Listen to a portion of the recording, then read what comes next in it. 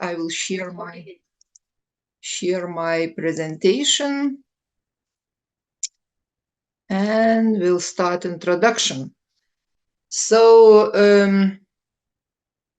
as you can see, we are here because we would like to present our know-how, knowledge, insights, lessons learned, which we got when implementing project SEEN, Violence Against Women in Disability in Focus.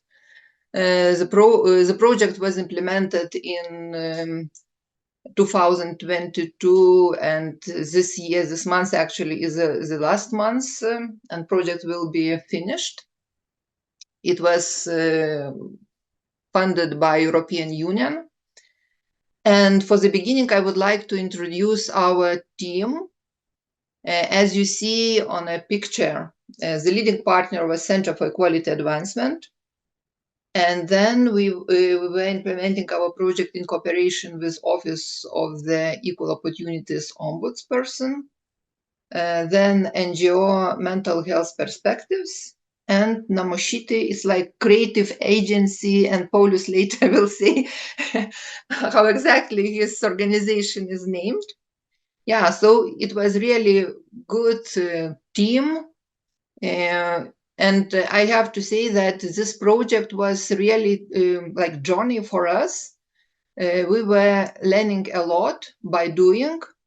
And as I said, later you will hear what was our findings and insights. The project structure looks like now in a picture. So you see this work package 1, like management and coordination. And then under this coordination, we had 3 main packages. So the first one was related to different kind of research, trying to understand what is status quo in Lithuania. What kind of legislation we on national level were missing, or what situation is in mental health services, or what situation is on municipal level, because people usually got services on municipal level. And by doing this, we created some or prepared some recommendations, and we hope that step by step they will find a way for implementation. The work package 3 was related to development of coordinated and multi-agency response to violence against women with disabilities. And here, what does it mean, this multi-agency response? Like we were calling this algorithm.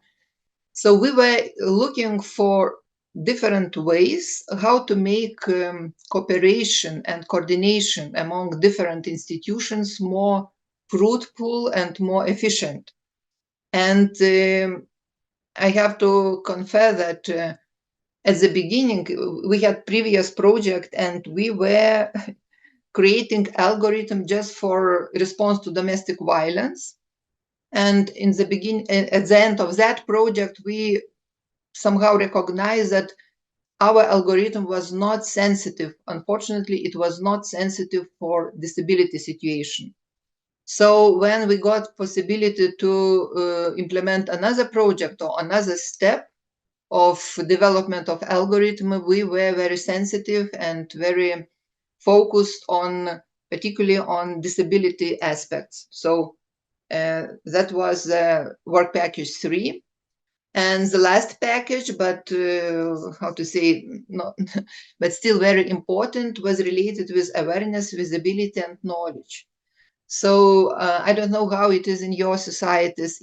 In Lithuania, we can say that disability topic in the large still is not very recognized. We have no knowledge how to talk about this topic, how to present it, and how to make it more sensitive for different kind of people with different kind of disabilities.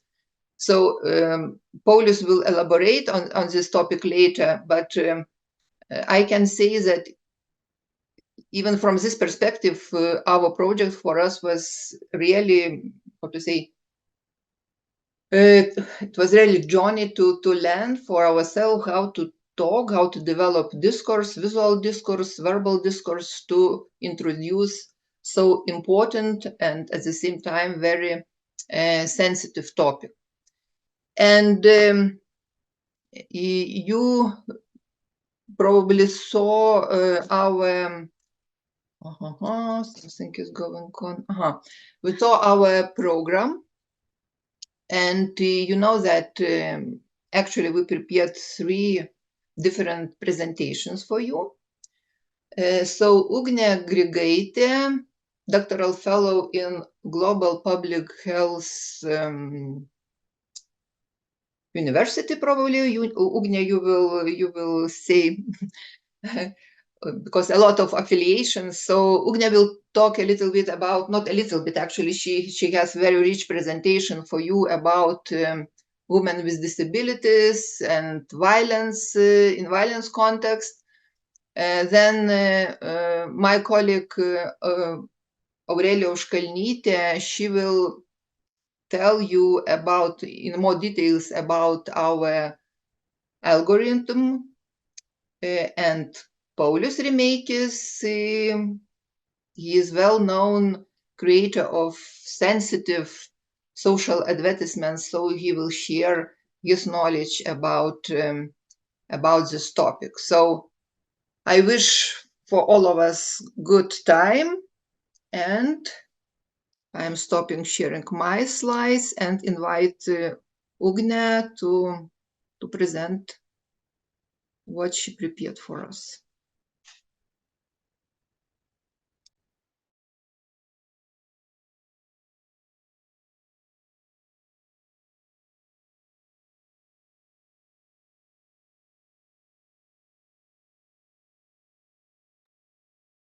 Thank you.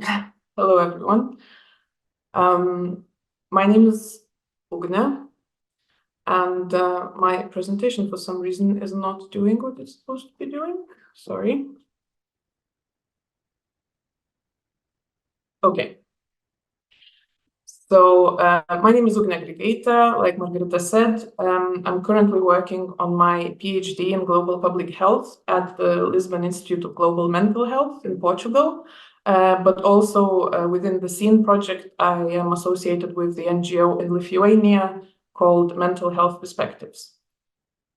And today I have been asked to give a bit of an introduction to the topic, an overview, a global overview of the topic of domestic violence against women with disabilities, which is a very broad and very complex topic.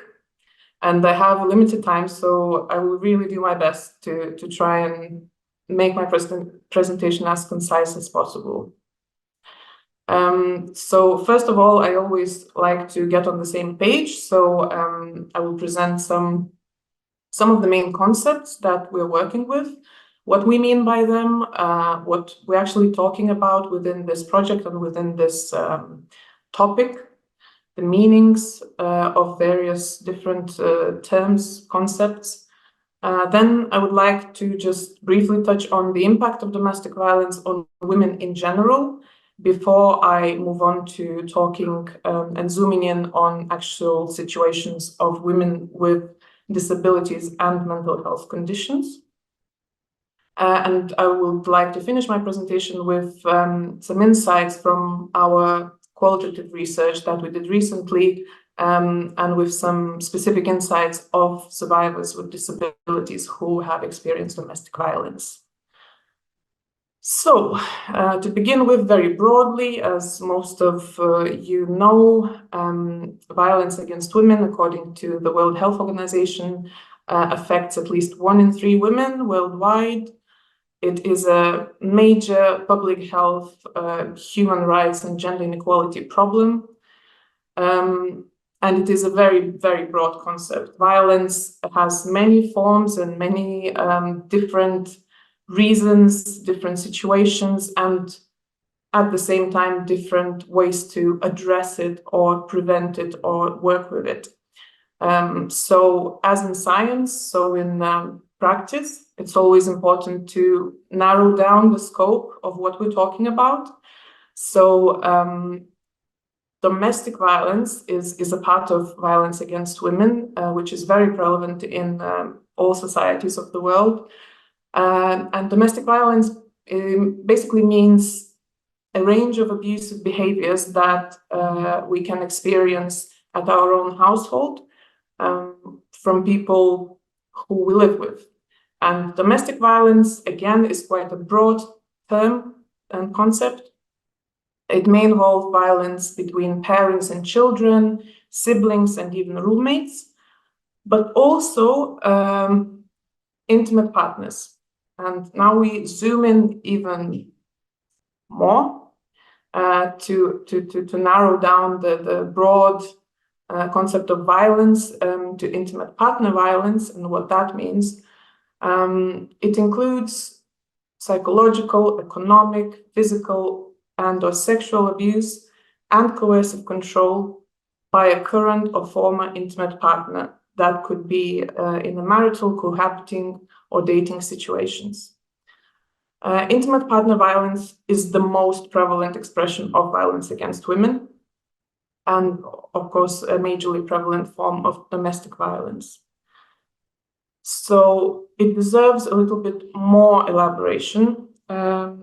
Systemic intimate partner violence is by no means could be seen or explained as merely a conflict between two people, because there is always a very clear power imbalance at play. And it's systemic, which means that more often than not, intimate partner violence is a long-term systemic abuse, which may manifest as various strategic demonstrations of power and control by one person against the other. And it could be threats, intimidation, destroying the person's self-confidence, also making them increasingly dependent on their partner, and so on. I really don't have enough time to go into this next slide, but I urge everyone to familiarize yourselves with the Wheel of Power and Control if you haven't done so already. It's a really in-depth and very good tool to actually delve deeper into the meaning of intimate partner violence and coercive control, and what are the main strategies and manipulations that the abusers might use to keep their power and control over the victim survivor. And it also gives you a lot of different examples of what it might be before, what psychological strategies it might be before it even gets to physical or sexual violence. And another layer to all this is, of course, that the really disproportionate majority of victim survivors of domestic violence and intimate partner violence as a part of domestic violence are women, and abusers are really often and mostly men, which makes it a gender-based violence. And of course, it is affected by the context of gender inequality in general in most societies, and the historical patriarchal context as well. Gender-based violence could affect any gender, any person of any gender, but women and girls are the main victims of gender-based violence most of the time. That's why we talk about violence against women in this sense. So moving on to the effects on victims and survivors of domestic violence, including intimate partner violence and coercive control, the effects are multifaceted, and of course a lot of negative effects, such as really the most tragic that could happen, such as homicide, femicide, and suicide, but also significant physical and mental health consequences. Again, according to WHO, domestic violence often leads to serious physical and mental health problems, disability, and even premature death. And more specifically, when talking about mental health, the very, very relevant fact is that women with a history of domestic violence, and specifically, especially intimate partner violence, are around 3 times more likely to have mental health conditions than those who have not experienced this type of violence. These conditions, various studies have proven that the most common mental health conditions that women in these type of situations may have is, of course, post-traumatic stress disorder, depression, anxiety, and suicide. So, having very concisely presented to you the main concepts and background in terms of violence and domestic violence, because today we're talking about domestic violence specifically against women with disabilities, it is also important to understand what do we mean by the concept and term disability in our work. And in our work, we always base it on the UN Convention on the Rights of Persons with Disabilities, which means our approach is human rights based, and we are talking about not only social model of disability, but human rights model of disability. And in addition to that, we also use the recovery-oriented perspective. And to explain this in a little bit more detail based on the convention, we understand disability as an evolving concept, which disability results from the interaction between persons with various impairments, environmental, informational, and attitudinal barriers that hinder their full and effective participation in society on an equal basis with others. So the focus is on the barriers in society that create situations of disability, and a lot of our work is trying to understand those barriers, remove those barriers, and enable or help the situation become so that people with disabilities are equal members in society and can participate in society on an equal basis with others. We also include persons with mental health conditions in this, who, depending on each country's national legal acts, may not necessarily be considered to officially in that country have a disability in a traditional sense. A person, for example, in Lithuania may have a mental health condition, a diagnosis, but in an official way wouldn't be seen as a person with a disability. Whereas if we take this approach of barriers, that person interacting with the barriers in society, it also includes people with mental health conditions in this definition of disability. So now zooming in on specifically women with disabilities and domestic violence against them.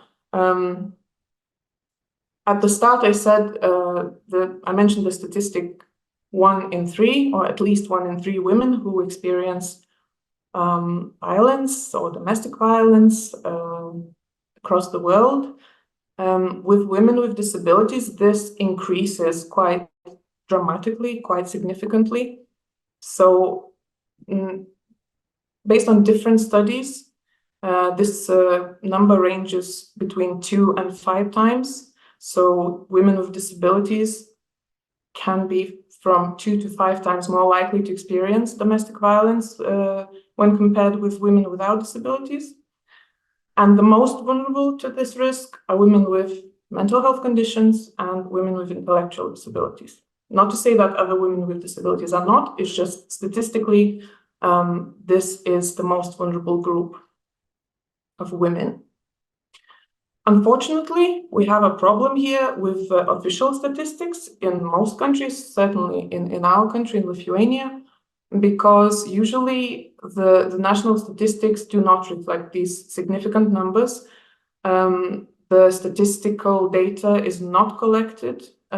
In general, disaggregated data is not collected on any situations of disability usually, especially not in the context of domestic violence. For example, in Lithuania, based on recent statistics, only less than 3% of all victims of domestic violence are recorded to have some type of disability. And there's many reasons why the number is so low, not only the lack of collection of actual statistics, but still it does not reflect the actual magnitude and prevalence of this issue.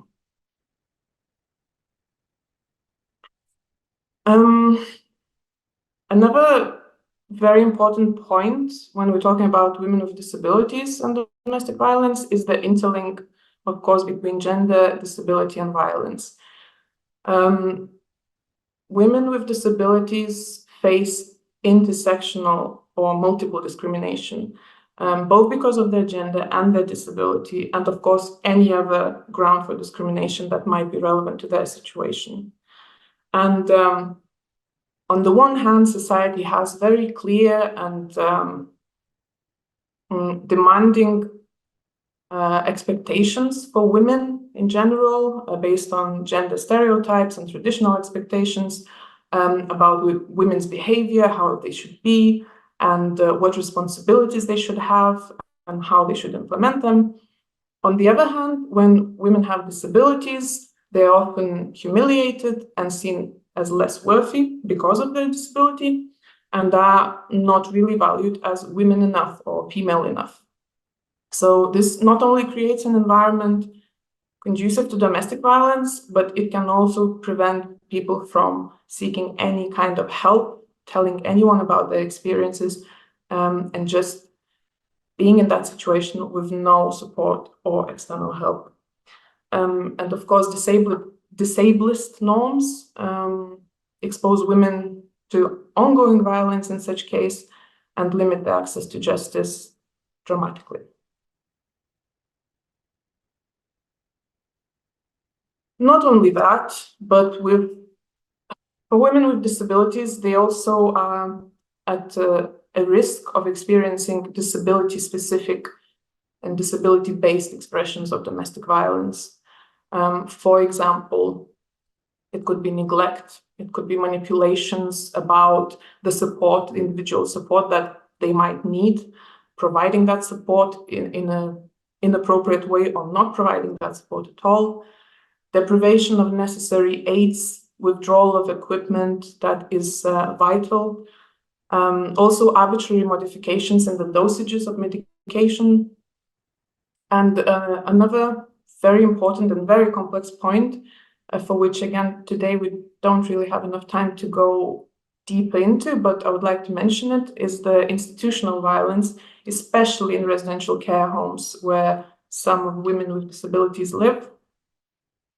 This usually is not covered by national legislation on domestic violence. So women who actually live in institutions, residential care homes, social care homes, are not protected by the laws that would protect women in the home environments, even though the institutions are their homes and their home environments. So it's a very complex issue, but it is just another layer of complexity when we're talking about women with disabilities and violence against them.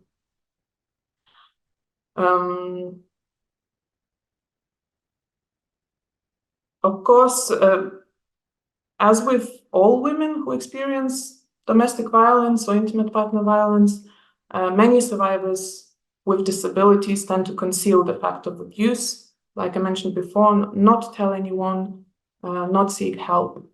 In Lithuania, for example, based on a quite recent victimological study, at least 30% of domestic violence survivors with disabilities do not seek any type of help.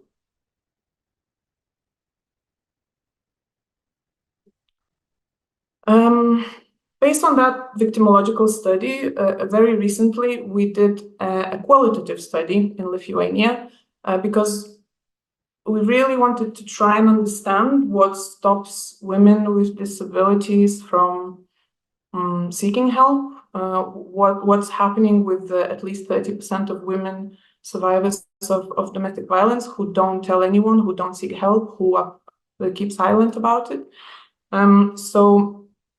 And also to try and find out the experiences of those who do seek help and what happens then. So we did, together with the Lithuanian Disability Forum, we did the study where we interviewed 15 women.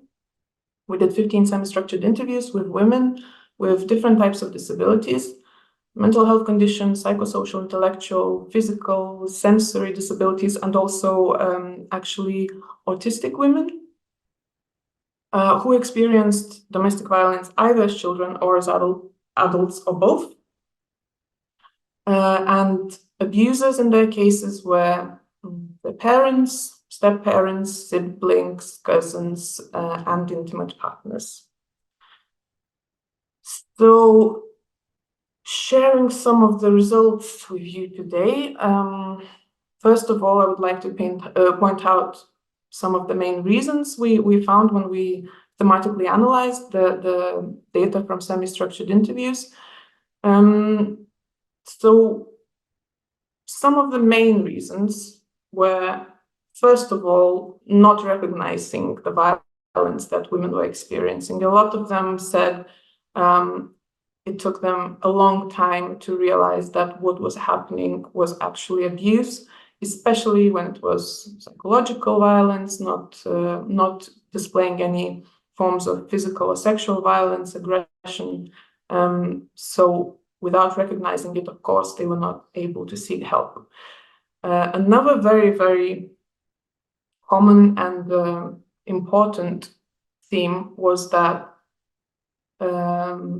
women felt dependent on the support provided by their abuser, unsurprisingly, because women with disabilities may, in some situations, may not be able to live independently, completely alone, with no support or support from external persons.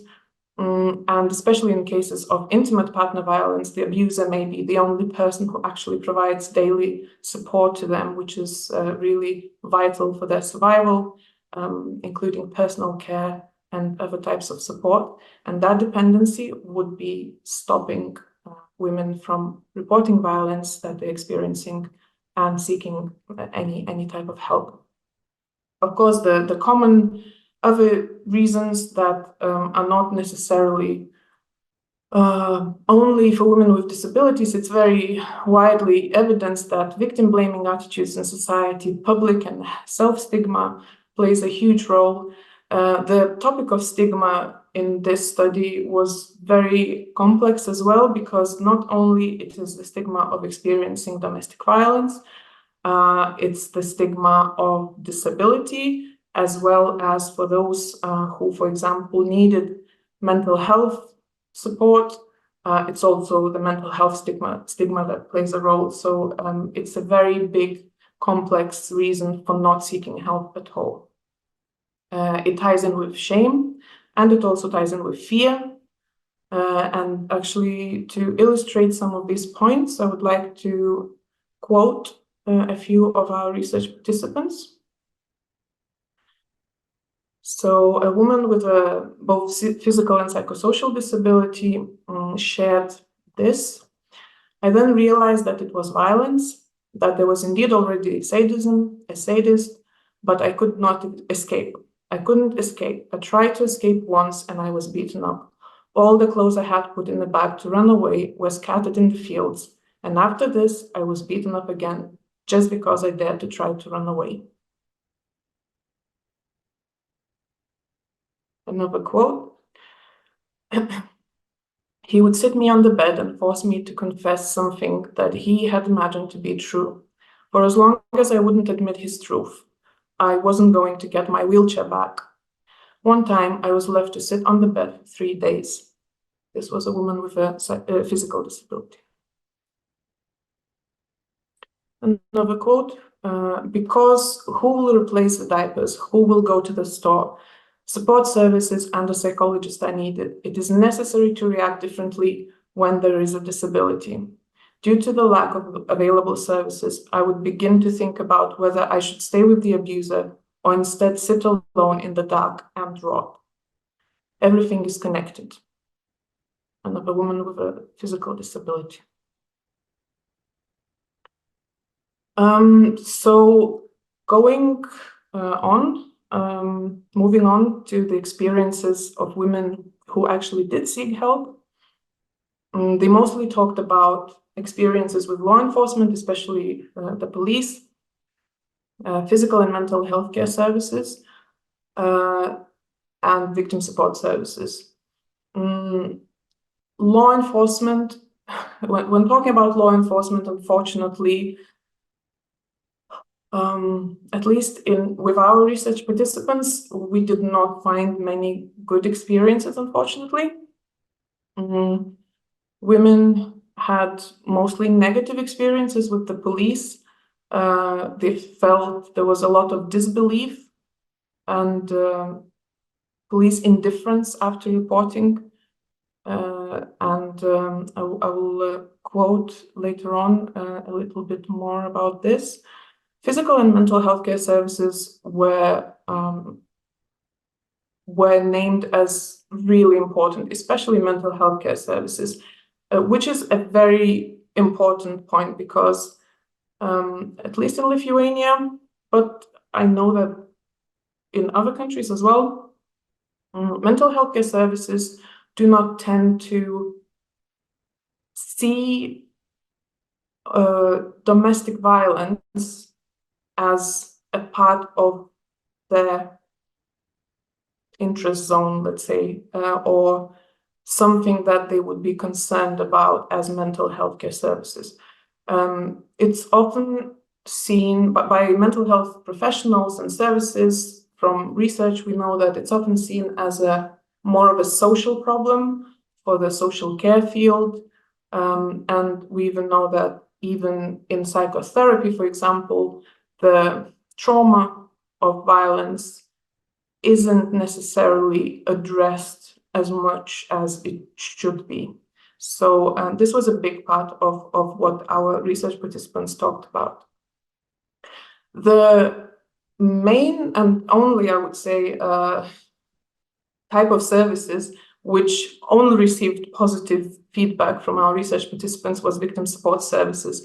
And in Lithuania, we have specialized complex support centers that fulfill this function. So we had some positive responses and experiences with healthcare services as well, but with victim support services, it was only positive. So some quotes. The police didn't want to believe me. Well, they were just digging into my diagnosis, for example, depression, and they were writing it all off as if it was all down to my mental health condition, woman with a psychosocial disability. Another woman with a psychosocial disability shared that, especially when I was a teenager, when I started going to a psychologist, domestic violence should have been brought up and received more attention because I was growing up in extreme tension all the time, in all kinds of shame, guilt, and tension. And that was never of any interest to anyone, including the psychologists. And finally, one of the positive quotes, again, a woman with a psychosocial disability shared that maybe that mechanism works to some extent, that the police transfer you to a specialized complex support center. They talk to you for at least 10 minutes, usually actually longer than that, and ask you how you feel. As I remember it now, it was strange for me to get calls from them. They would be reassuring me that even though my case is very difficult to prove, I still had the right to do this and that. I think that perhaps the most valuable thing that our country has is the specialized complex support centers. So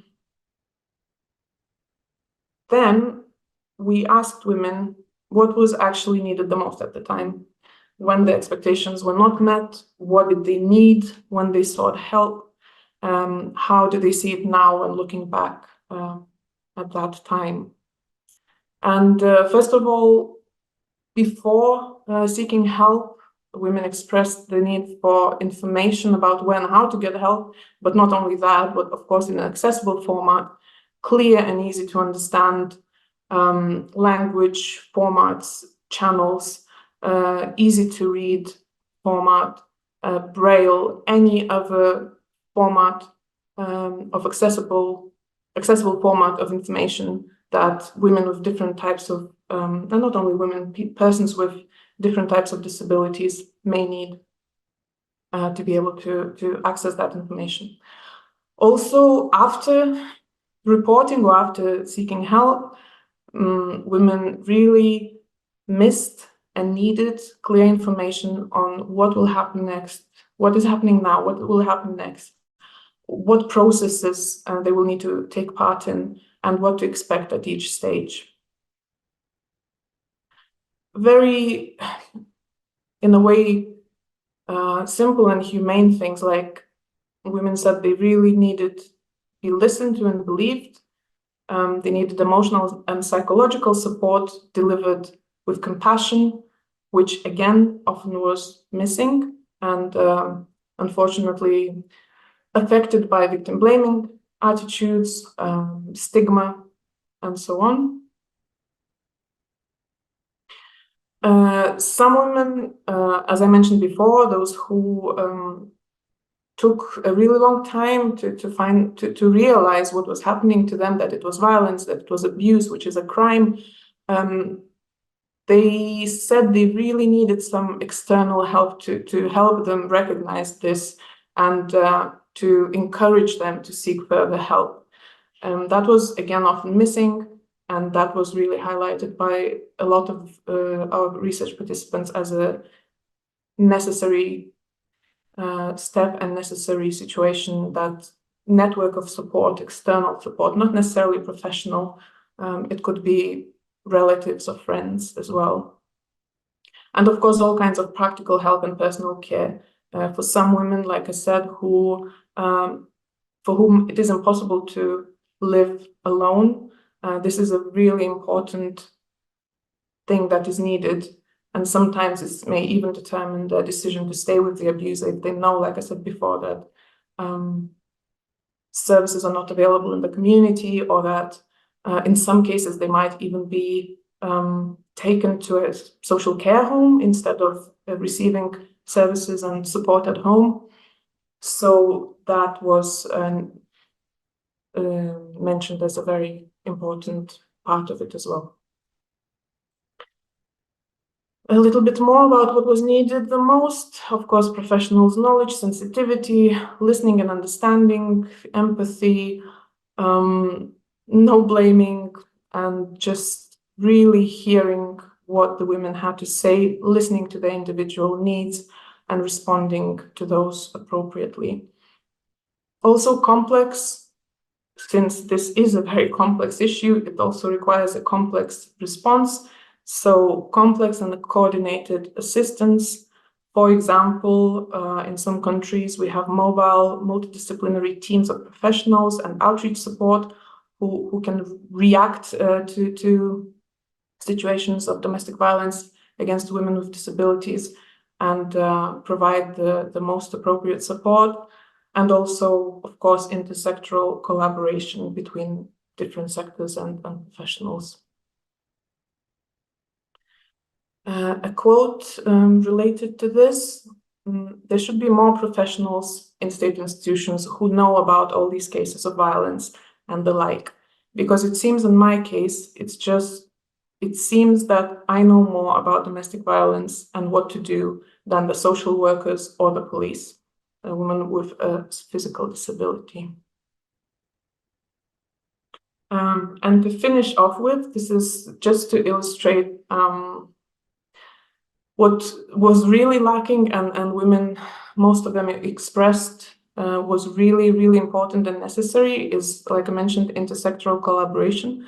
And here we mean all these different sectors talking to each other, sharing information, having the algorithms to work together, not only when responding to situations of domestic violence, but also when implementing programs to prevent it, and so on and so forth. And here we're talking about law enforcement, victim support services, social services, mental health care services, and any other services or persons that may be important to the individual survivor of domestic violence who has a disability.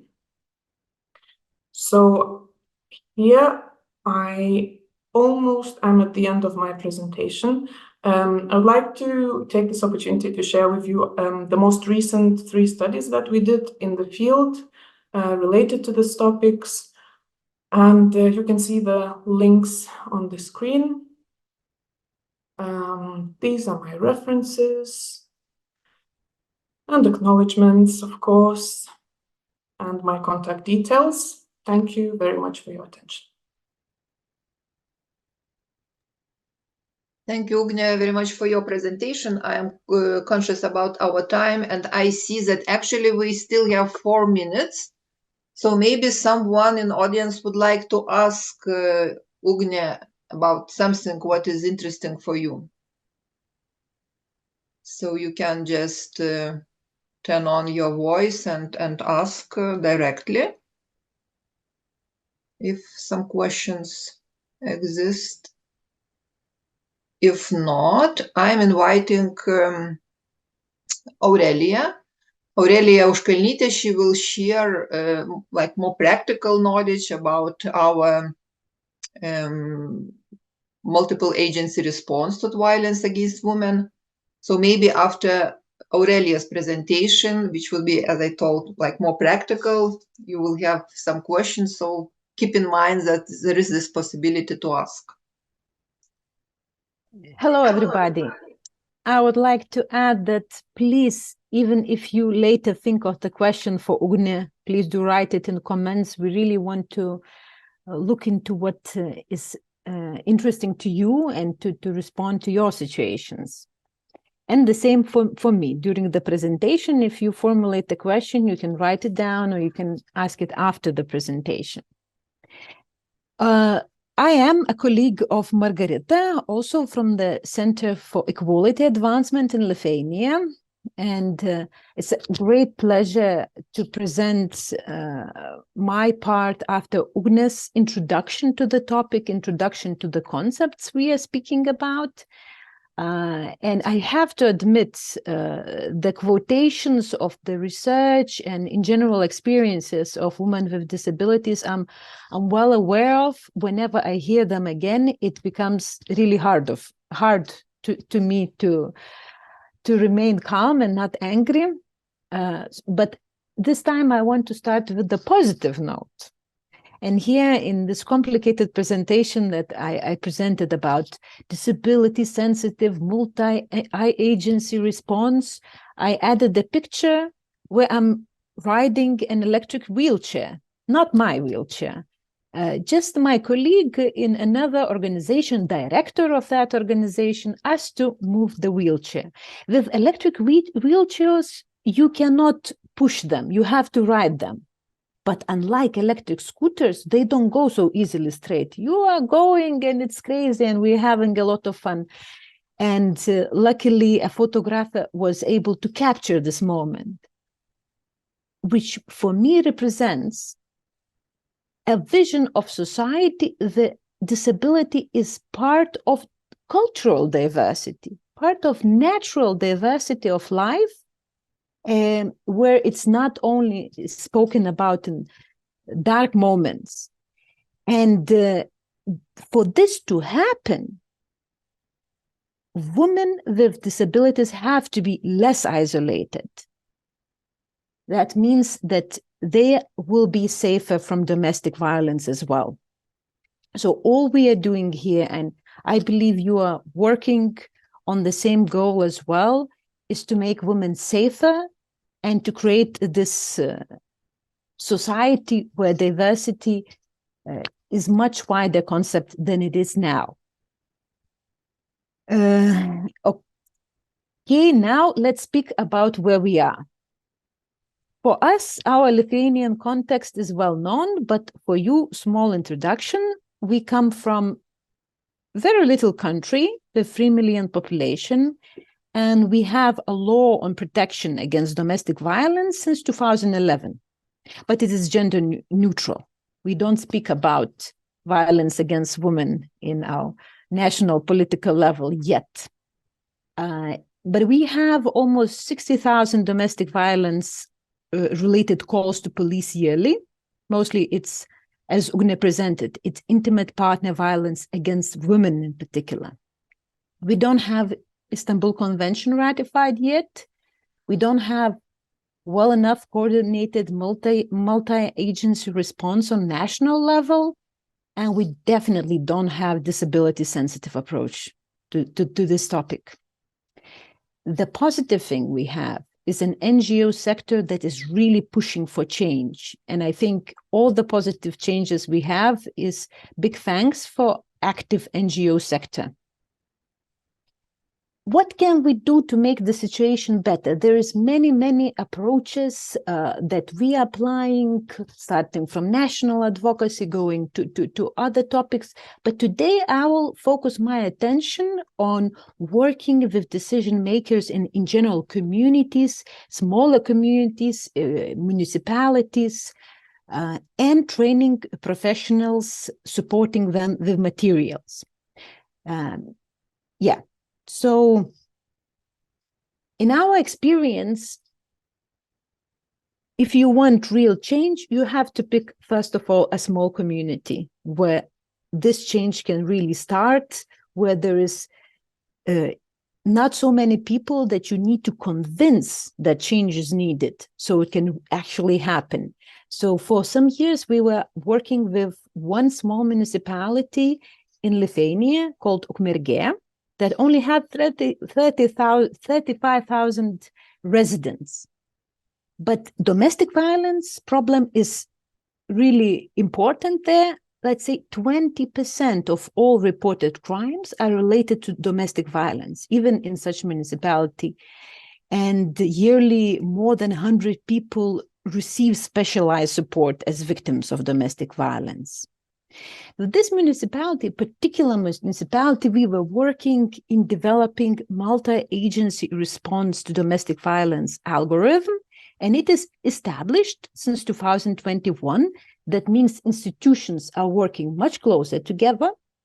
But until recently, there was the women with disabilities were not in this interest zone, not in the vision. And as one participant of our study, a professional working in Ukmergė, said, the whole system is oriented to a standard person without disability. So maybe it's one of the reasons why even in statistics, we don't see women of disability who experience domestic violence.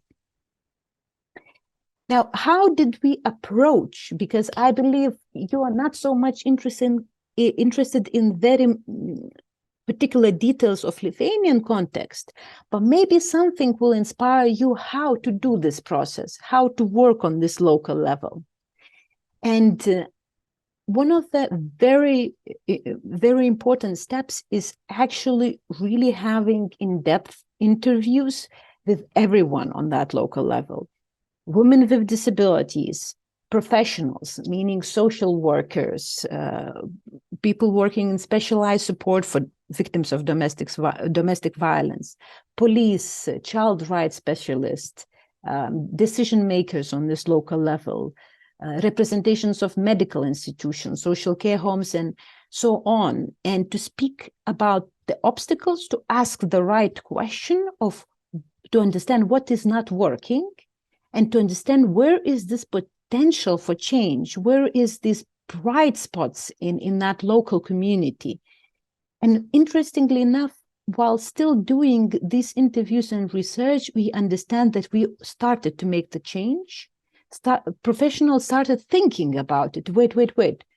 We don't help women with disabilities. How come? We want to help, but our actions don't help.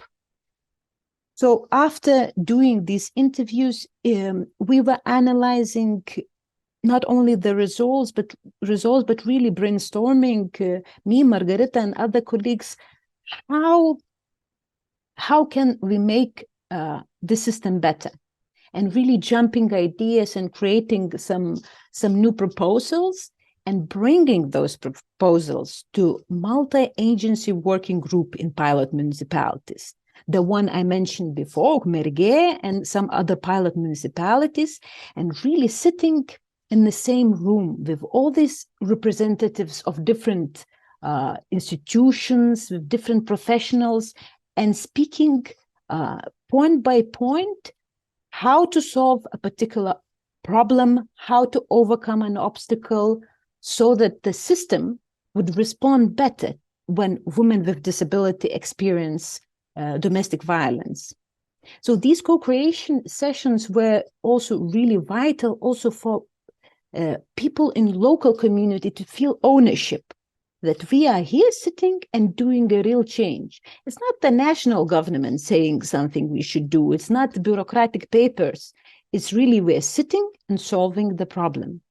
And once we had this algorithm, a big document with some agreements, we brought it to decision makers.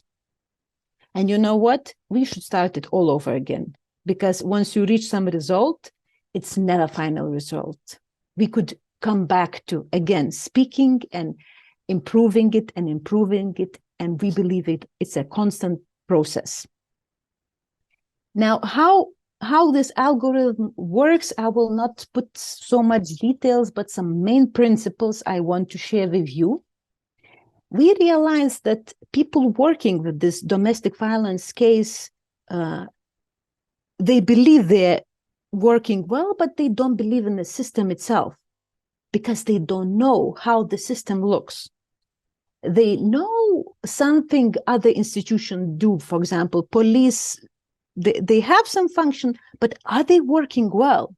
You need to bring trust into the system that includes this translating complicated law and regulations into simple instructions, simple understanding. Who does what, who is responsible for what, and how can I be sure that if I have a client, let's say a woman with disability, who I suspect is experiencing violence by intimate partner, and I will call the police, how should I be sure she will receive appropriate help? All the institutions have to build trust that it will work. So they need to sit in the same room to speak, and they should know very particularly their function, what particular information and when to share, what are they really responsible for. In cases of reacting to violence, like one scheme I presented you in my slide, an example for you how this reaction scheme can be painted, and in other cases in coordinated provision of help. In this municipality and other pilot municipalities we were working on, there is also a multi-agency working group who continuously work and oversee the flaws, what is not working in this algorithm, what we need to improve, maybe we need to initiate new services. So there is a continuous overview of the system. Now, where is the disability sensitive aspect to it? One important thing that we realized, we need to much more empower disability NGOs and professionals working with people with disabilities in a local level. They haven't yet had the knowledge about what is domestic violence, what is this coercive control, and the things that Ugnė was telling you about. They need to see the question of gender-based violence, domestic violence, as part of the questions that are important to them. Another thing is that we included in this multi-agency algorithm collecting and sharing information about individual needs of people who get into the system.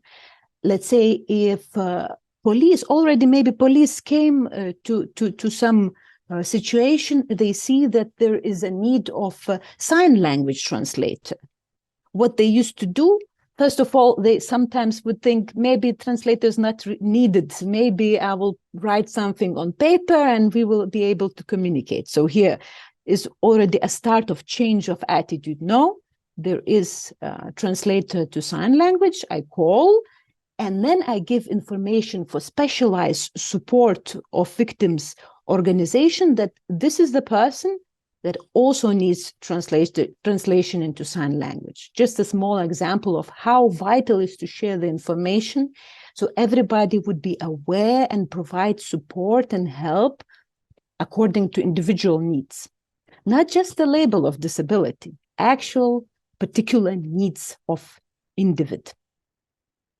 We also in algorithm additionally described actions to support women with disabilities. For example, in such cases where when removing the abuser from the home would mean that the woman loses also support she needs. And we need to change that with social services or other services. And in particular, pilot municipalities sitting in the same room, we discussed, how can we do it? How can we do it?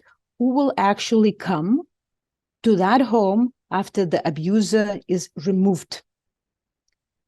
And also we agreed that professionals need a lot of training on how to recognize specific types of violence experienced by women with disabilities and how to speak about violence with women with disabilities. Professionals are not always so sure how to speak about violence in general. Sometimes it's hard to break the taboo and ask, are you safe? So we did an extra step and in the algorithm asked everyone to always ask about women's safety or situation on home, is if there is a violence, in case there is particular risk factors, limited independence and isolation of women with disability. Meaning we understand that women with disability who are isolated and they independence is limited, they're in such huge risk. Always, everyone should ask them, are they safe at home? Okay. And I see that I'm very well doing with time, and I'm already in the topic of prevention. And prevention is, I should have started with prevention. Prevention is sometimes even more important than reaction, because prevention is about the future. And we made prevention a very important part in this multi-agency algorithm, because just because it's often forgotten, right? And we created a system where someone overviews and sort of supervises what is done in prevention in the whole local community. Because we would see that maybe there was an event organized by some NGO, maybe there was a meeting of police with the community about domestic violence. But we want that in any particular community, there is systematic, coordinated prevention efforts that would reach all the different audiences, because different audiences would require a bit different approach. Particular approach would be needed to speak with men and women, men with disabilities, women with disabilities, school communities.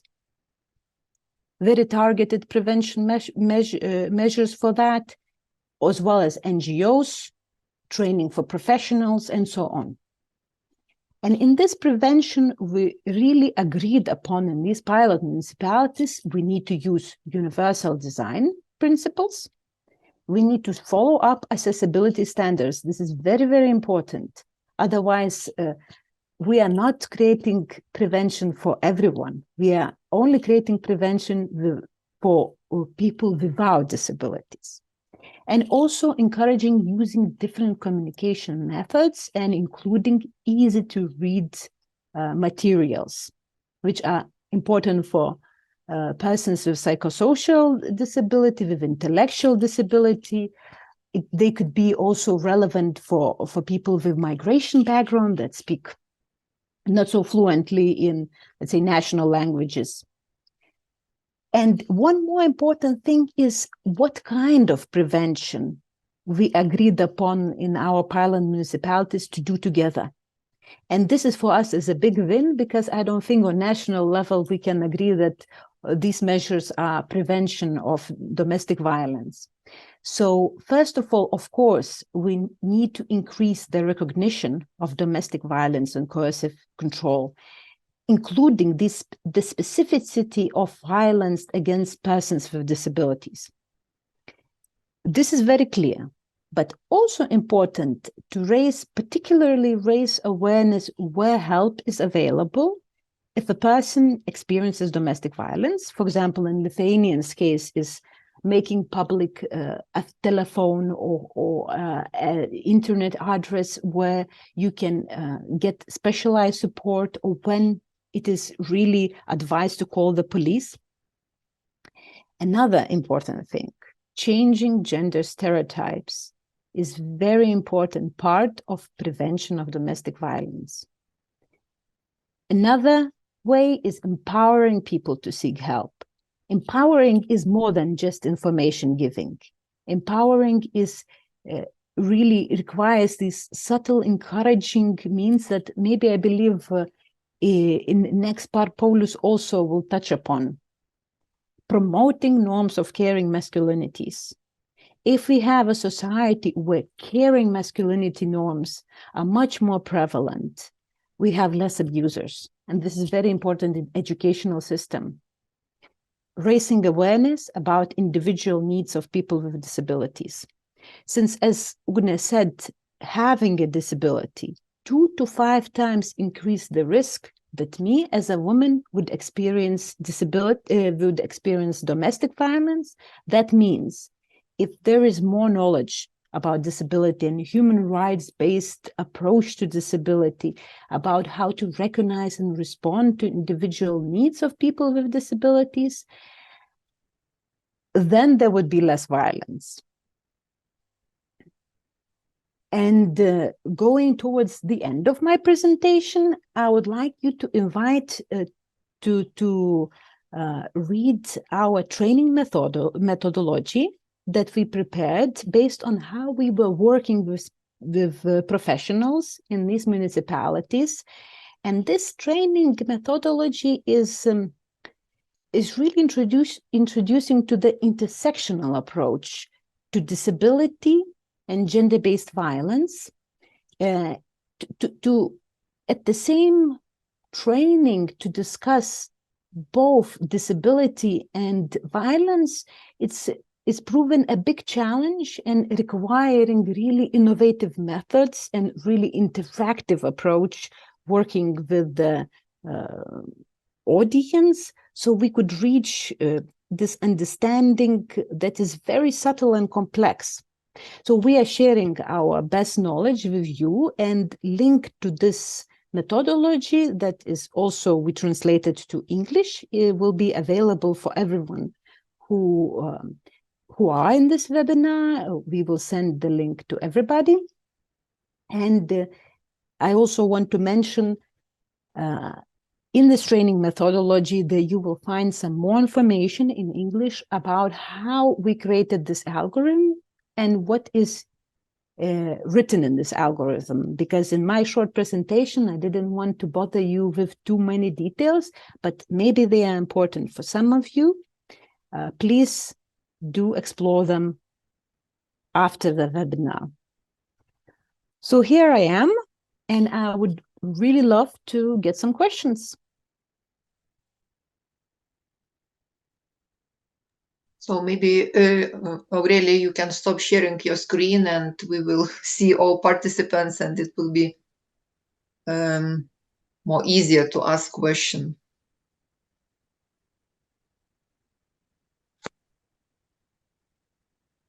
It would be lovely to hear not only questions, since I see we have time also, if you share if what we are speaking resonates with you, if it's, how do you respond to this? Because it's, as I often say, I don't like being in the radio. I would always like to be in the conversation. It would be great to hear from you as well.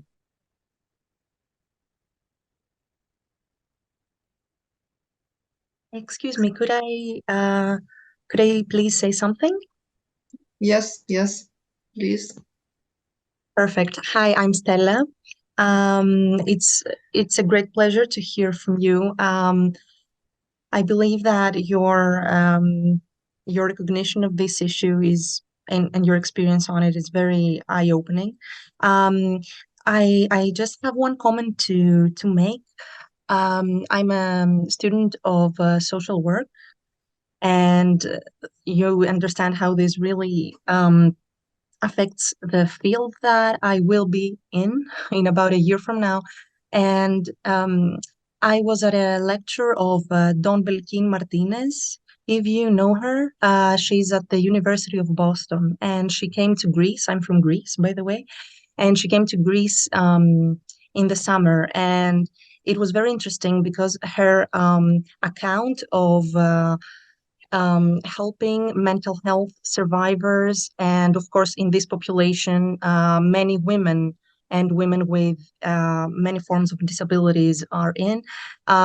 She said that they tried and they succeeded in kind of removing the police from being the first respondent when a call is made. But this, of course, was something remarkable that could happen due to, I don't know how they got this money, this kind of money, but of course there needed to be in the municipality center like a special task force, which includes many different form of professionals like social workers, psychologists, psychiatrists, and all that have very different form of understanding than the one you mentioned. I don't know if I pronounced the first speaker's name correctly, Ugnė. It was very interesting to me how they viewed, how psychologists and other social carers viewed domestic violence as a solely social issue, which means, and this troubles me greatly, that they view their own work as a non-social issue, as engagement with, I mean, this is quite a paradox.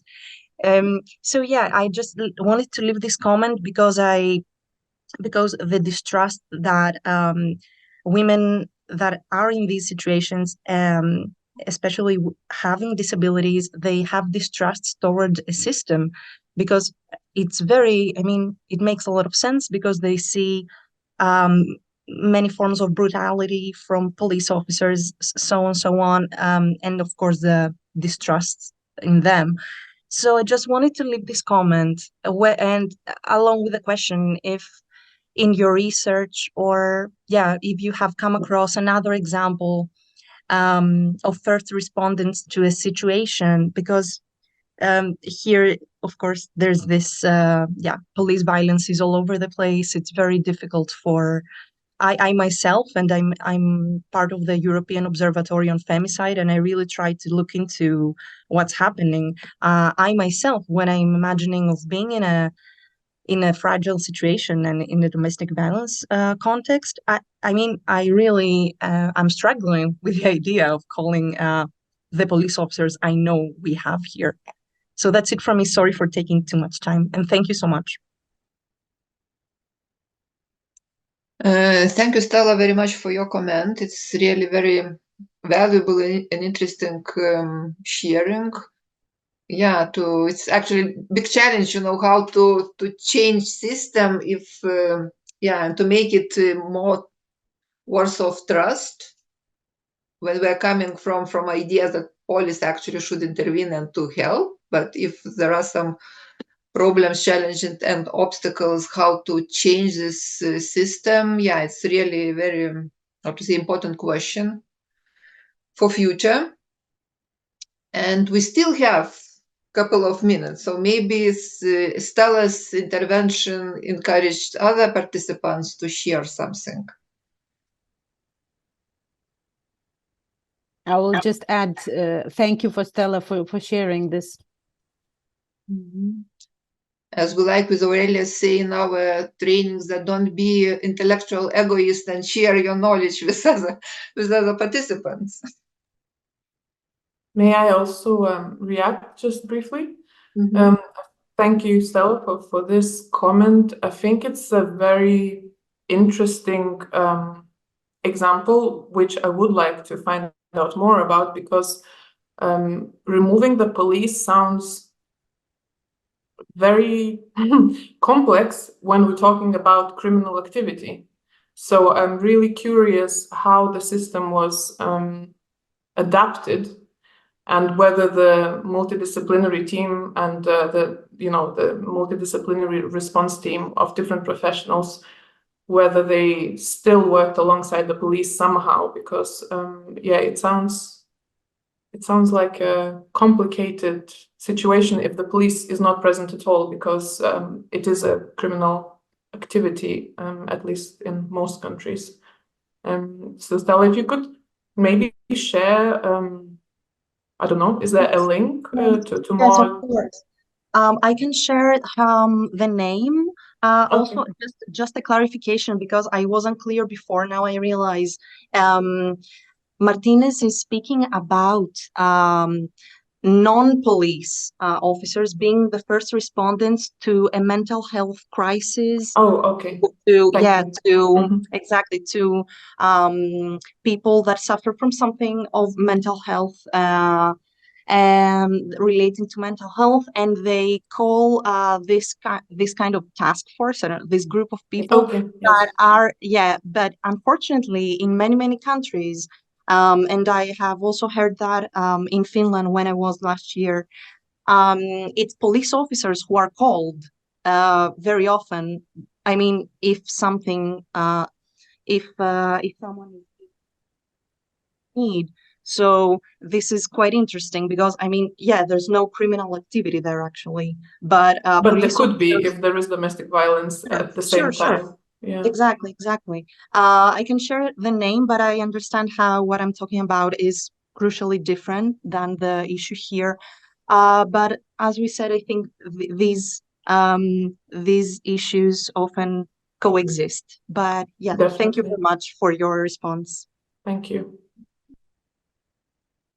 Okay, so if there are no additional questions and reactions, I see Paulius is already ready, and he will tell us about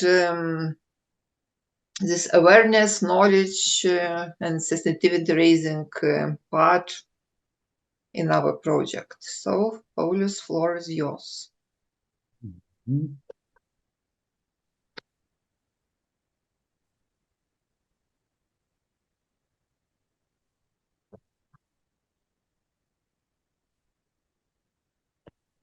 So as most of the time we have enough time, plenty of time left, I will start with a short story that most of the time I finish my presentations, because at the end of them, people would some shy people would just raise their hands and ask this almost the same question all the time. What does your agency name mean? And Margarita said, I will tell you how it's pronounced. So it's pronounced Nomoshiti. It sounds very Japanese, of course. It's for advertising agency. But idea was that for many years I worked in commercial advertising agencies, and we were creating advertising for everything, potato chips, beer, whatever, buy this, buy that. And one day I just decided that, I don't want to make this shit work. And so we, with my partner, decided that we will not make shitty advertising, and that became Nomoshitty advertising. And from then on, we're doing these more or less public advertising projects. They don't have to be projects, I mean, they don't have to be TV clips or radio clips. It can be anything. It might be some kind of solutions, and I will tell you about a few of them. But and by the way, I don't know your context, I don't know your background, sorry. Where are you from? Do you make advertising? Do you think advertising is just waste of money? So I just made my own interpretation of this short presentation, which will run in two parts. One is kind of short one, both of them, by the way, short, but still. One of them is about advertising in general. There's few points because, of course, I can't explain the whole process, how to make good advertising and to show all the examples. So it will be just a few points, and after that, the second part will be examples from the campaign that we did during this project theme. So the starting point for advertising part is that when you talk, with people from commercial world, there's absolute agreement, that advertising is needed thing. You need to advertise yourself so people know about you. But in NGO sector and even in government organizations, the idea is that we are doing good things. We are doing good things already. We are helping someone. So good things and good deeds speak for themselves. You don't need to advertise those things. But you probably don't know any commercial brand which was not advertising itself. So it's just there are different forms of advertising, but all of them do advertise, and they like to say, that if a company like Procter and Gamble spends millions and millions on advertising, so they do know what they are doing, because what advertising does is it works in the context of other things, but at the same time it creates the context. So let's say in this case we have a topic about women with disabilities. So in general, people just don't talk about these things. It's just some topic that doesn't exist. And when, of course, we can talk about everything about PR actions, all the articles that we send to online portals, news magazines, because it would take too much time. But the general idea was that it's not interesting, it was already not interesting when we were making campaigns about violence against women. Still, we would find some interesting research, some interesting data, and we'll present in a different interesting way. But in this case, it's women with disabilities, violence and women with disabilities. And what are you talking about? I mean, I don't know which countries you represent, but let's say in Lithuania, you just don't see people with disabilities at all. I mean, in public. So how many people with disabilities and can you imagine how many people with disabilities who experience violence? So basically this problem doesn't exist. And what advertising does, because it's a paid medium all the time, I mean, you buy some TV time, radio time, you just kind of force people to hear this message. And this is how you start. Many times you just need people to start talking about those things, and then something might happen. And when we start these projects, and we the same partners, we made many projects about violence against women. We were always discussing the same thing while even writing the project. We will need to make some launch campaign, advertising campaign. And we were always thinking, do we launch it at first during the first months? So people just hear, oh, this is the topic, what topic, they get into that topic. And then we do something, some research. So it's easier to present people because they already know the topic. And the other way, and which we use, I think 90% of the time, is that we work for almost 2 years. We collect the data, we get insights from people with whom we work, and then we put this data into the form of advertising and show the general public what we learned in an attractive way, and even in a forceful way, meaning that we will force you to see this problem even if you would like to just ignore it. And so, yeah, I like this quote, just that you could paraphrase it for advertising, if a tree falls in a forest and no one is around to hear it, did it really happen? So this is the same thing, if you do something, some good research, and no one knows about it. I mean, of course, some people would know, your colleagues will know. few people in municipality, but you spend thousands of hours on these things and you just share it with 50 people or something. So so this is what advertising does, you know. If you make something, please talk loud about it and show other people, because otherwise it's just waste of your resources. As I like to say, you know, if you bake cakes, very good cakes, and no one buys them, is it, you know, a waste of your money if you advertise that you bake cakes? And yeah, the other thing is the starting point for talking about advertising is that people say that advertising is expensive. And by the way, this is a true thing. It is expensive, or it might be expensive. But I remember one example when one organization also working with women's rights approached me, and they said, you know, we would like to make this project, maybe you could help, you know, we like your work, what you're doing, maybe you could help us. And I said, of course. And the first thing that they asked was, could you make a discount for us? And I said, yeah, maybe we'll see, you know, how much money do you have? And say, oh no, we're just writing the project right now, so it doesn't matter, you know, we can put any amount. But they were already asking for discount without even knowing that they won't get enough money. Because our experience for projects, I mean, like European, that we're doing like this project, big ones for 2 years, it's never a problem about, you know, how much money you would ask, because if you make a good plan, you know, there's the good value for money. It's not a problem to get money for your dissemination advertising campaign. It's never a problem. I mean, I think you even applaud, you know, that you will do this thing during your campaign, that it won't be, you know, for small audience, but for general public as well.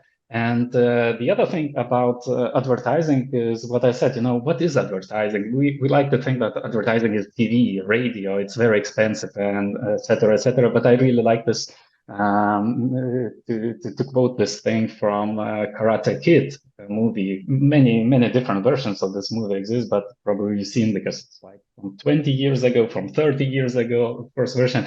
So there's this guy, this kung fu master, and he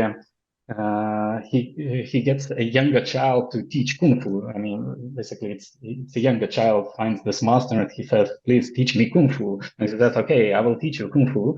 And basically, what he does for many months is just wipes the floor and cleans the car window, and in this particular movie puts the jacket on and off. And, you know, one day he goes crazy and he said, I just can't put my jacket 1,000 times, you know, I want to learn kung fu. And then this guy, you know, just says, everything you do is kung fu. And he shows, you know, that the same movements that you did by wiping the floor or cleaning the windows of the car are just the same ones that you would use when you doing or mastering kung fu. So then this guy thinks, okay, so I was not wasting my time. I was really doing kung fu all the time. And with advertising, it's also, you know, everything you do as an organization is more or less your kung fu or your brand. And if you say, you know, let's say I bought something not because that's because of advertising. I don't believe in advertising. It's just my neighbors or my co-workers said that this really works, so this one is really tasty. That's the only reason I bought. It's not advertising. But in advertising world, it's called mouth advertising, you know, word of mouth advertising. So it's still advertising. And you know,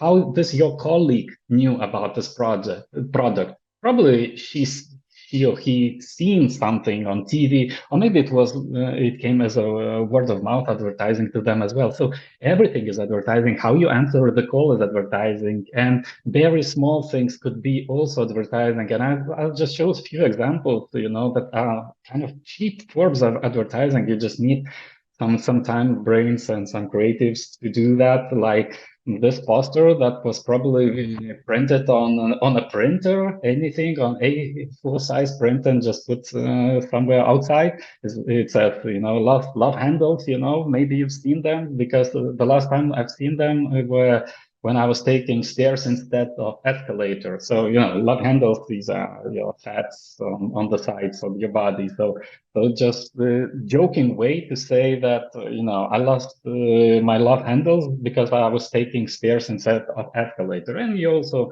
take this small piece of paper where it says where to go to find some advice, how to lose your weight. But basically, it's a very cheap form of advertising. The other one is more like PR action advertising. It's these price tags were put all around the city, and you probably could do just in one place in Old Town, and they were put to show, how much it costs if there is some damage. So it was against vandalism. So they would put in all the main city spots, just price tags, how much it costs. To make something like this, it's very cheap, probably to get the idea of this, it might be more expensive, but what is interesting is that it's really a PR action. You just make it once, you put it for one day, all the news magazine portals just get this, photograph, film it, make interviews, and suddenly the whole country knows about, how expensive it is if someone vandalizes public property. So you need to inform if you see that someone is doing that, or you should stop doing that because it comes from your own pocket, etc., etc. The third approach that is kind of my favorite one comes from a book by Richard Taylor and Kasus. I think both of them are already Nobel Prize winners in economy. And so what is a nudge is just creation of environmental kind of solutions that nudge you or force you to choose one thing over the other. And what is interesting, that you are doing this willingly. You think, oh, I'm making a good choice here or something. So the first example I think that exists, or at least that I know about how you nudging people, it was installed in Amsterdam airports. This is not a picture from there, but when you look at this, you think, where's the advertising here? What's the nudge here or something? But maybe you just just don't piss on our beautiful city or something. But yeah, the problem was exactly that, that men in the toilets often miss the target. Let's say it. So people, people working in airport have to clean the floor very often, and it's also not nice. It's very prestigious, nice airport, and the floor is always, just, and so you have to clean it. So the idea was, okay, so if men can find the target, let's make them a target. So they just put a small sticker of a fly inside. And after that, I think it says that it reduced spillage by 80%. So you just put a small mouse. You don't say, please target there, not on the floor. You just put a fly and then target that fly. So because of that, the spillage was reduced by 80%. It's amazing. I mean, it's enormous percentage. 80% change is just unimaginable in advertising world. But after this, they were making something like this everywhere around the world. Let's say if there's a basketball championship, so they would put a basket there. If there's a football championship, they would put goals there, so you target goals. So yeah, it went, but it's really cheap solution. I mean, still, if you have to put a basket there, it's more expensive. But to put a sticker of a fly, which costs probably, I don't know, 1 cent or something, so it's a very cheap solution. It is a form of advertising, because basically what you're doing, you're just changing something. You might know this. This is percentage of people who agree to donate their organs. And what is interesting, that if you look for countries, let's say Germany and Austria, these are countries that are very close. So they should be similar culturally, but you see that percentages in Austria, almost 100% people agree, to donate organs after they die. And in Germany, it's like around 10. So what's the trick here? And the trick is opt-in, so-called opt-in, opt-out solution. So when you apply for a driver's license, you need to check on your application if in case you will die, you agree that you will donate organs. So you need to put, check mark, yes, I agree. And in the other country, you need, default is that you agree, and you need to put a check if you don't agree after your death to become organ donor. Basically, you're doing the same thing. You give people a choice, but because people don't read those things, they would just apply for a default choice because people mostly think that default choice is the right one. So if it's already chosen for them, then it's probably okay to choose this one as well. So very simple solution, basically just different kind of form that you anyway have to print out. The last one I think is simple solution is that when you get electricity bill, you also get comparison to your neighbor, and this is something that we really look forward, look to.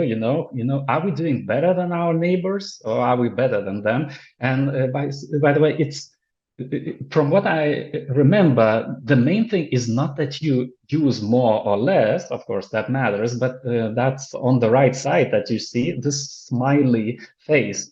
If there's a smiley face that you put on this bill that follows these bars explaining that you less, so you are a good person, so smiley face, this is what works the most. You need to put the smiley face that says you're a good person. Or otherwise, unhappy face, you're a bad person, you need to use less. And it works. And it's a very simple solution because companies already sent these. You just need to adapt this to a different format. And even more general, thing to say is what are the primary objectives of advertising campaign that you need to have in mind, at least these are ABCs of advertising, is that every advertising works on changing something. You just don't make advertising just to spend money. You need to change. And the things that you change are behaviors. So you need to change some behaviors. You have to fill knowledge gaps. So people maybe just don't know something. You just need to say something, not even emotional. You just need to say something and they will change their behavior because of that, and attitudes, beliefs. So also what they believe, that this works, that doesn't work, those people are bad. So what are you changing and what are your target audiences? And these are 3 examples to show, by the way, these 3 things sometimes interlap, but when you're creating advertising campaign, you need to think, what's the first one that we need to target and to whom? Otherwise, if there are more, they target both in behavior and attitude and knowledge and change those, it's okay, but you need to know which is the most important one. So this one is from the same campaign that I show you that was printed on those A4 printers, paper sheets.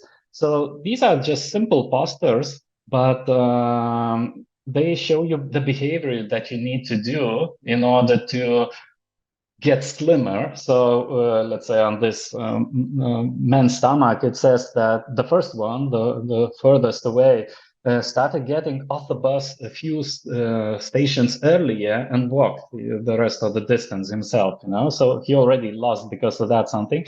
After that, the next one gradually worked up to walking 30 minutes a day, 5 times a week. Okay, so you just need to do this thing. And after that, has co-workers wondering who the new guy is, just so they just saying, what behaviors you need to do to change your weight.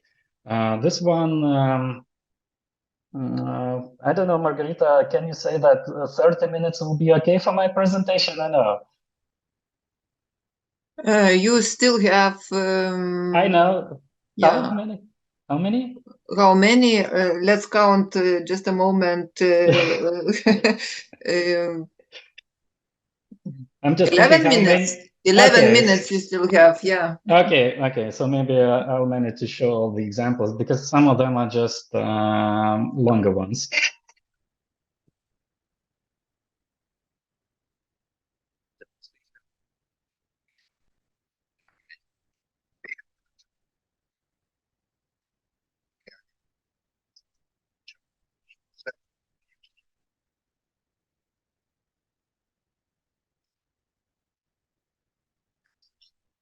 themselves.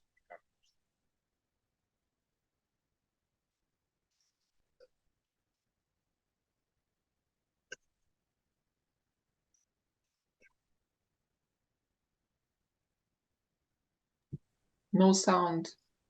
Ooh. Okay, so no one hears any sound.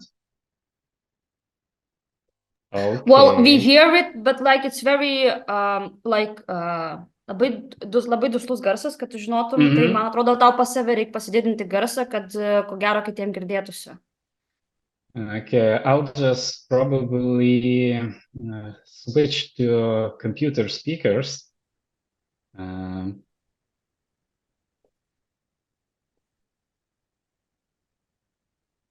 Because I hear it right. Okay.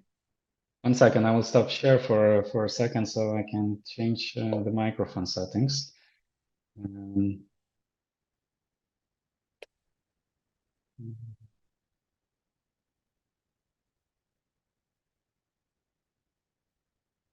So because this was failed presentation for this one, I won't repeat this one, but the idea was that they show how tobacco executives discuss, how to involve young people to smoke, and they just making some funny suggestions. And the outro of this video is that it would be much funnier if it wasn't the truth.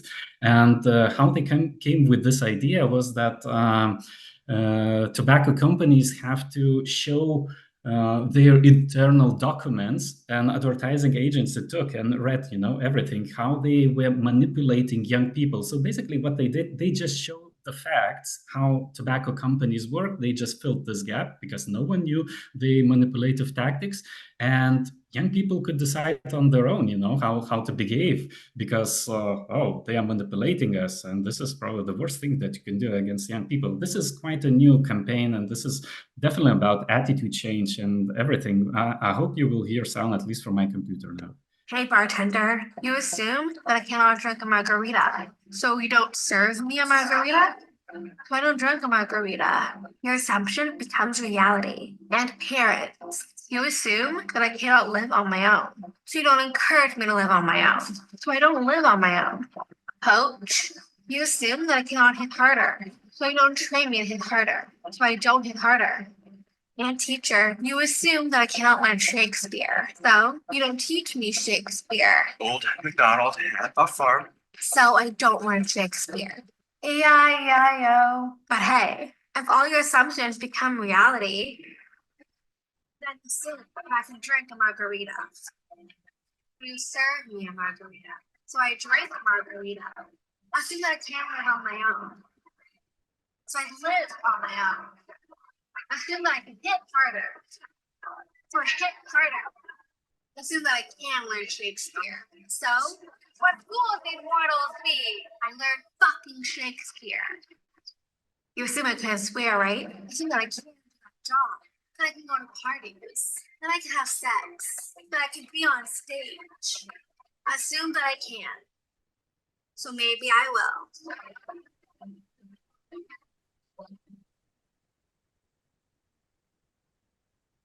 Yeah, so these are a few examples, and let's get closer to our campaign.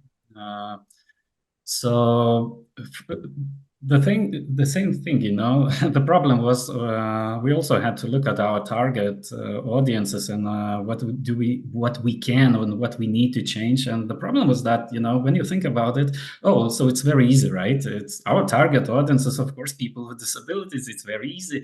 But when you start meeting with people from different organizations that represent, different disabilities, physical, sensory, intellectual, psychosocial, you find out that, they have very different needs, and it's not one group of people with disabilities. These are groups, very different groups. And when you hear, so you think, how this video should look like, and they say, okay, this thing. And we also need sign language translator on the corner, okay? But it has to be bigger, now even bigger, it's like half screen big. It would be best to have very big sign language translator. Then we need subtitles.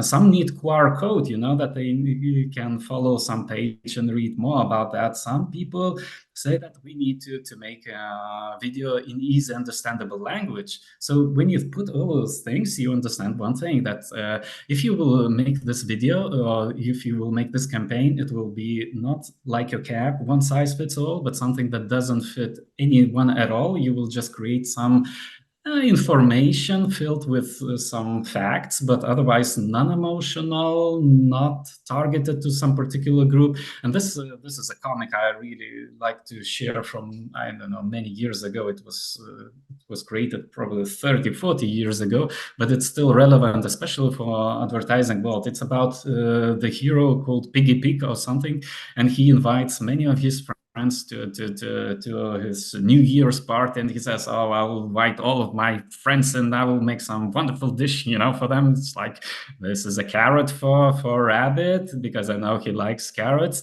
This is milk for cat because he likes milk. Then honey for beer.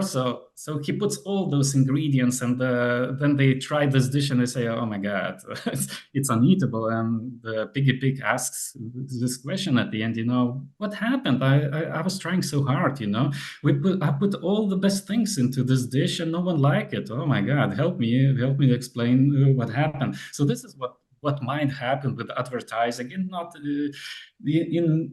when you try to target different audiences, different behaviors, and you try to put everything, because this is your one advertising to make in 5 years, maybe in 3 years. So we will tell everything. So it's understandable, but it's not a good approach. And when we saw this, we decided, okay, we'll just make probably a few different advertising mediums. We will use it a little bit different. And of course, they are not as impressive as the ones you saw before. It was not a big one. So there were a few parts. One was just for bystanders. This part was for bystanders. It was made from different color posters for outdoor shelters and for Facebook, and it just says that a woman with intellectual disabilities, we name all of those, because people, how you would say, because you don't see them, that's why they abused, so we just ask them, try to see them. That's the only thing, because when we thought about target audience, we understood that, the biggest problem is you can't help someone whom you don't see in the first place. So we started talking about bystanders just by asking to see these people. The other part of the campaign was also made into both social media and as a different kind of posters for different kind of physical spaces, but different women with different disabilities would come and see this poster as a poster for themselves. This one just says that if you feel unsafe, it might be that you're experiencing violence. So we were just targeting only women with disabilities with this one. And there were 2 TVs. I will show you just one because of the time restrictions, but you will get idea. Nukentėjusioji moteris su judėjimo negalia. Gyveno su vyru ir mama. Durys? Visada užrakintos. Moteris pati išeiti negalėdavo. Čia jos lova.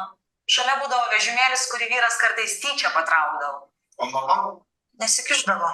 Sakydavo, neerzink, kur rasi kitą tokį gerą žmogų, kuris tokia kaip tu jums. Geriausias higienos priemonės, bet pavyzdžiui, televizorius moteriai nežinant, buvo nupirktas už jos pašalpos pinigus. Nukentėjusioji suprato, kad vyras jai duoda ne tik vaistus nuo skausmo, bet ir slopinančius priekimą. Ta vakarą paėmė vyro telefoną, nes jos buvo paslėptas, ir užsirakino miegamajam. O baigėsi? Vyras visai bandė jėga išlaužti duris. Pats susižalojo, trenkėsi galvą. Ji per tą laiką spėjo paskambinti policijai jo telefonu. Šįkart spėjo. Smurtas prieš moteris su negale gali būti ne tik fizinis. Sužinok daugiau. Matomos.lt. Kreipkis pagalbos. Yeah, we also had 5 radio clips targeting different topics, 5 different disabilities and different target audiences, like sometimes women with disabilities, sometimes their relatives, sometimes their friends. So we just had the whole picture, you know, to represent everything.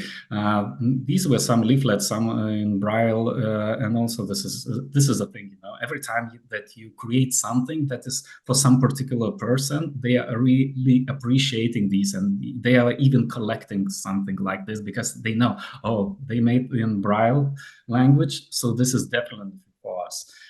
We made a few more things, like those leaflets on the left are just for every other disability except for people with intellectual disabilities, because for people with intellectual disabilities, the leaflet became 8-page book. So it's very different format, you know. So you really need to target absolutely different groups in a different way. And as I don't know, Margarita or Aurelia said at the beginning, you know, this was this whole project was really a journey, because that was the same for us. We worked in the field on the topic women facing violence from, I don't know, 5-6 years, but this aspect of disability completely changed everything. And you figure out that you don't know anything, you know, how to prepare video, you know, how to shoot it differently. Of course, we already use some techniques. We found out already how big a sign language translator should be, how many to print in Braille, how to translate into easy understandable language, how to approach people working in municipalities, how to approach bystanders. So it's such a big you know, journey that we're still traveling it, and I think that there are still so many things to learn, but the main one that we learned in this one is the one I already mentioned. One size doesn't fit all. You really need to target this target group. I mean, working on a topic of violence against women was difficult. The topic of violence against women with disabilities was like 5 times harder, and I don't think we even cracked it, you know, but we got the idea how to move on maybe next time, but still not 100% sure. So that's it from me. Okay. Thank you, Paulius, for very inspiring presentation. And I am coming to audience again with a question. So maybe there are some remarks, some questions. Maybe you would like to share something or ask something. We still have several minutes, like 8 minutes to be exact. Yeah. Maybe you have experience how to advertise on this topic. I mean, violence against women with disabilities. So it would be nice to hear. May I just say something? Yeah, Marcela, please. Yes. Thank you very much, Paulus. That was a very interesting presentation, and the others were as well, of course. But I'm referring to Paulus now. You really made me think, because of course, in the field of violence against women, as we know, one of the most important things is precisely to create change in people's attitudes and behaviors, harmful attitudes, behaviors, and stereotypes. Change those stereotypes, right? And that is at the foundation. That's what we need to change, and that which is most difficult to change and to really, you know, throw out and to really shift. And I never thought, I mean, you know, we do awareness raising, we call it awareness raising, we don't call it marketing. We do awareness raising and so on and so forth. But when you said at the start that this is what marketing does generally, so whether it's about to buy a particular brand of crisps or you know, beer or whatever, that what it's about is creating that change, that really got me. And I think that this is something that we really need to work more at, and maybe work better with marketing agencies who are nice and kind and understand, and not ones that do shit, but ones that do no more shit. So just thank you very much. Thank you, Marcelina. There's if I can just add one thing, is just, you know, when I'm asked, you know, what's the biggest difference between commercial advertising and public service advertising, it's not really big one. I mean, if you know the specifics how advertising works in commercial sphere, you can adjust and adapt to public service advertising. But one thing is really important is that in commercial world, it's very easy. Most of the time you give something to get something back. I mean, you just pay a few euros and you just get some kind of beer, you know, and just feel instant enjoyment. You're just drinking your beer or you're enjoying a spa or something. And for public service advertising, what is very difficult is that you're taking some kind of pleasure from people. You ask people, just give me something that you really like, and you will be better off in the future, maybe next year. And as my favorite researcher Dan Ariely said, you know, in the future we are all wonderful people. So it's like, we know in the future somehow we will lose that weight, somehow we will stop drinking alcohol, but not now. So you are asking not to bite nails, not to drink something, so I'm in 5 years will be better off? No. I'm not doing that. So this is the biggest difference. Yeah, and probably another difference that usually social advertisements, they are touching very sensitive, even difficult questions, which people usually try to avoid. And we try to put, how to say, our focus on that issue. So this is, in addition, complicates the situation. What is sometimes missing, and that's my general view on commercial advertising agencies, that in general they are really creative ones, but they need to get through this through many shields, you know, of other advertisers. You know, if you make a refrigerator, or even worse, you know, cell phone, can you imagine how many creative ads are there already? So you have to be more cynical, more funny, more creative, everything, more and more.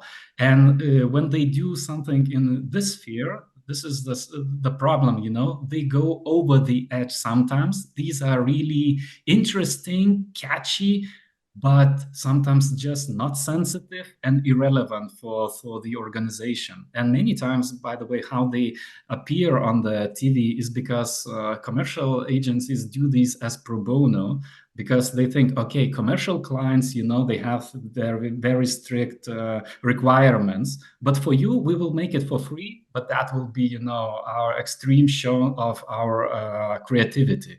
And that's why sometimes those campaigns by commercial agencies are looking wow, but even the clients say, we just had to approve them because they made those for free and we don't have money. Yeah, and I have to admit that actually we were and are very fortunate to have Paulius with us, because there is an issue, because we had before experience how it's actually not easy to work with advertisements agencies when people are not sensitive enough to the topic.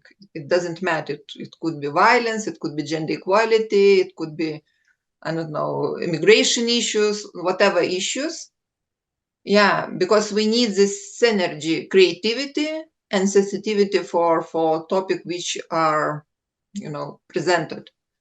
So it's not enough just to be to have agency. You need really to have sensitive agency.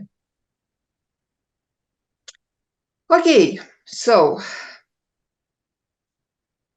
I feel that there is no more comments. So I would like to thank once more participants who take part and who make possibility for us to share our knowledge, and for those who were sharing their insights. And I am very grateful for our presenters, and hope that in future we will meet in some other context. So have a good day and goodbye. Thanks, everyone. Bye. Thank you.